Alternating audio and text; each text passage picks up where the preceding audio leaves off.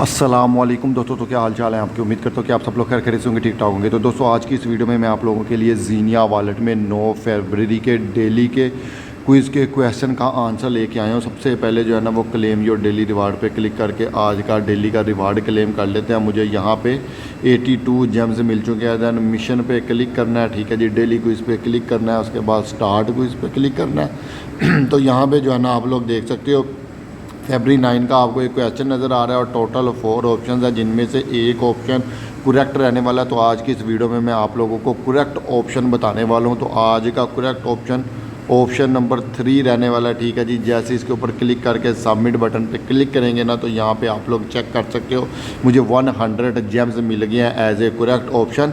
तो hopefully video आप लोगों को पसंद आई होगी, इसलिए लाइक शेयर ज़रूर करना। जिसने अभी तक चैनल को सब्सक्राइब नहीं किया, चैनल को सब्सक्राइब करें, बेल आइकन को प्रेस करके नोटिफिकेशंस को ऑल पे प्रेस करें, ताकि इस तरह के अमेजिंग कंटेंट का आप लोगों को नोटिफिकेशन मिल सके और आप उससे भरपूर फ़ायदा उठा सके। तो अगली वीडियो तक के लिए अपने भाई वलीद भट्ट को इजाज़त दो।